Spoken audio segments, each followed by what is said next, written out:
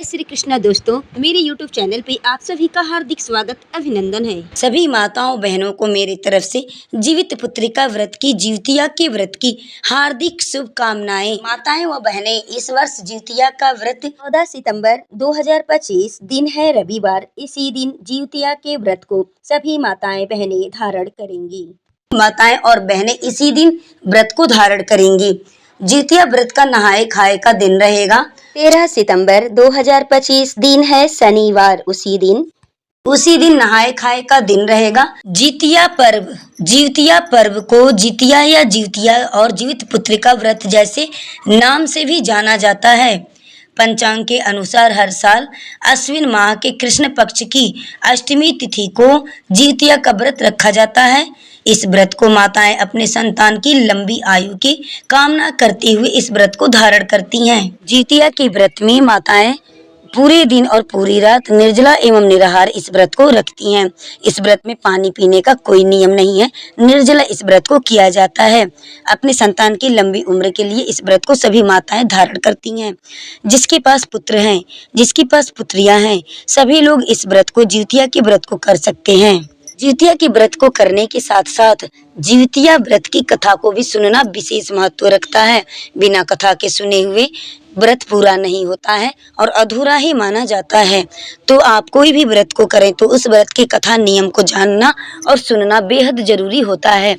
तो चलिए इसी बात पे हम लोग एक महाभारत के समय से जुड़ी हुई जिमुतवाहन की व्रत कथा को सुनते हैं। जिउतिया व्रत की पहली पौराणिक कथा के अनुसार गंधर्वों के राजकुमार का नाम जिमुतवाहन था। वे बड़े हृदय के उदार और परोपकारी थे। जिमुतवाहन के पिता ने वृद्धा अवस्था में वृद्ध आश्रम में जाते समय सारा राज्यपाठ अपने पुत्र जिमुतवाहन को सौंप दिया, किंतु इनका मन राजपाठ में नहीं लगता था। तब जिमुतवाहन ने अपने राज्यपाठ का सारा भार अपने भाइयों को सौंपकर वे स्वयं वन में पिता की सेवा करने के लिए चल पड़े। वहीं पर उनका विवाह माल्यवती नाम की राजकन्या से उनका विवाह हो गया। एक दिन जब वह वन में भ्रमण करते हुए जिमुतवाहन काफी आगे चले गए, तब उन्होंने देखा रास्ते में कि एक वृद्धा रोते हुए रास्ते में बैठी थी।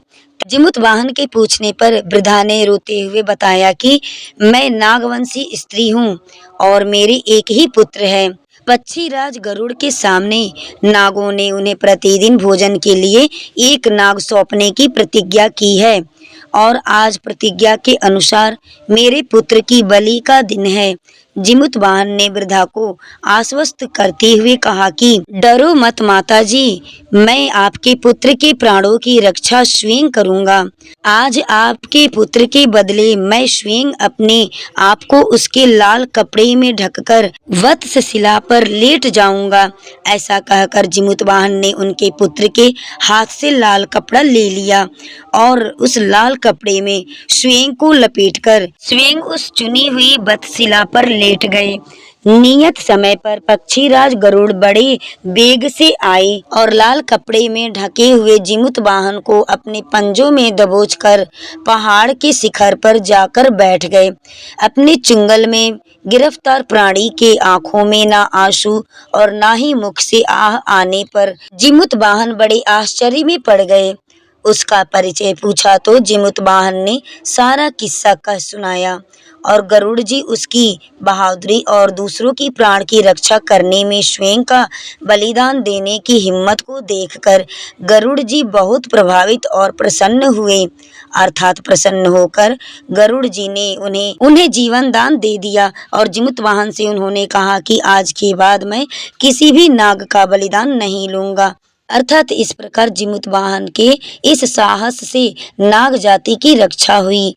तब से अपने पुत्र की सुरक्षा के लिए जिमुतवाहन की पूजा की परंपरा भी शुरू हो गई। इसी दिन को जिउतिया अर्थात जीवित पुत्रिका के नाम से जाना जाने लगा। सभी माताएं और बहनें इसी नाम से इस व्रत को धारण करती हैं। इसमें जिमुतवाहन की पूजा की जाती है और एक छोटे से पौधे की पूजा की जाती है, जिस पौधे का नाम है अरियार बरियार। उस पौधे राधे को अपने गले लगाया जाता है। गले लगाने के बाद से माताएं अपने गले लगाती हैं। गले लगाने के बाद से वह कहती हैं कि हे अरियार, हे बरियार, जाकर राजा रामचंद्र जी से कहना कि अपने पुत्र का नाम रख के, मेरे पुत्र का नाम है लड्डू गोपाल, कि लड्डू गोपाल की माँ ने जिउतिया के व्रत को धारण किया है। आप उनके पुत्र की लंबी उम्र करना, उनके पुत्र का अच्छा स्वास्थ्य रखना। तो इस तरह से जिउतिया के व्रत को किया जाता है। और जिउतिया का व्रत बड़ा ही कठिन माना जाता है, क्योंकि निर्जला और निराहार व्रत होता है। उसके बाद से पारना के दिन 15 सितंबर 2025 सोमवार के दिन पारना रहेगा, यानी व्रत खोलने का दिन रहेगा। सूर्योदय के बाद से पारना रहेगा और पारना थोड़ा लेट किया जाता है, यानी व्रत को जो खोला जाता है, पानी जो माताएं पीती हैं तो थोड़ा लेट पीना चाहिए, उसको खर जिउतिया बोला जाता है। दोस्तों, अगर वीडियो पसंद आए तो चैनल को सब्सक्राइब कर लीजिएगा, वीडियो को लाइक कर दीजिएगा, शेयर करिएगा, कमेंट्स भी करिएगा। वीडियो में लास्ट तक बने रहने के लिए आप सभी को मेरे तरफ से धन्यवाद।